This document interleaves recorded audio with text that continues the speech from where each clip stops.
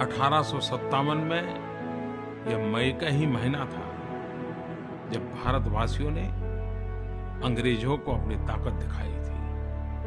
देश के कई हिस्सों में हमारे जवान और किसान अपनी बहादुरी दिखाते हुए अन्याय के विरोध में उठ खड़े हुए थे।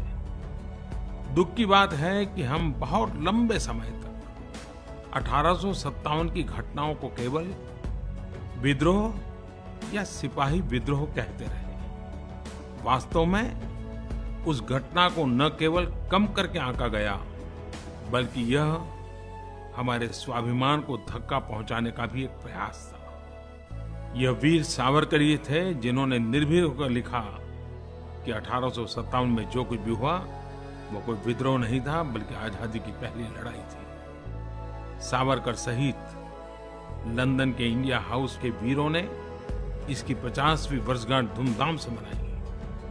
यह भी एक अद्भुत संयोग है कि जिस महीने में स्वतंत्रता का पहला स्वतंत्र संग्राम आरंभ हुआ, उसी महीने में वीर सावरकर जी का जन्म हुआ। सावरकर जी का व्यक्तित्व विशेषताओं से भरा था। शस्त्र और शास्त्र दोनों के उपासक थे।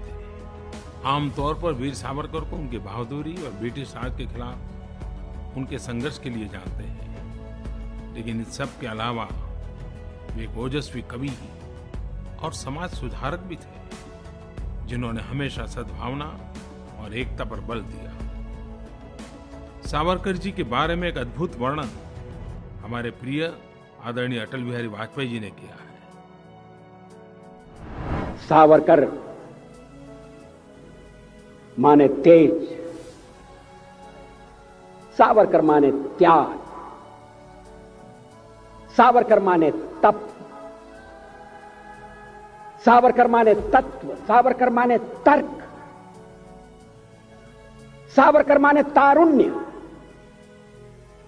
सावरकर माने तीर, सावरकर माने तलवार, सावरकर माने तिलमिलाहट, सागरा प्राण तड़मड़ला,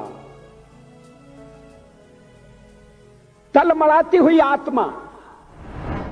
वीर सावरकर जी ने जेल में माझी जन्मठेप किताब लिखी थी।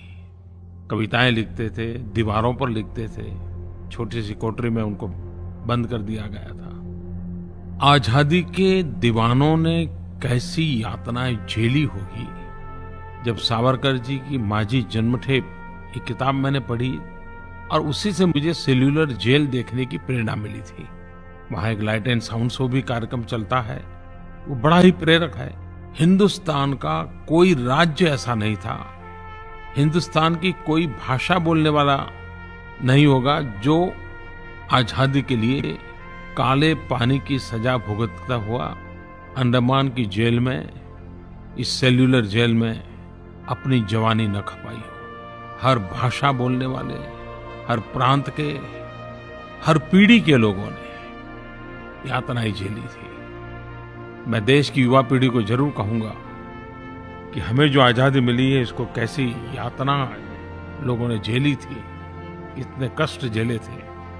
अगर हम सेल्यूलर जेल जाकर के देखें, काला पानी क्यों कहा जाता था, जाने के बाद ही पता चलता है। आप भी कभी मौका मिले तो जरूर, एक प्रकार से हमारे आजादी के जंग के तीर्थ क्षेत्र हैं, जरूर जाना चाहिए।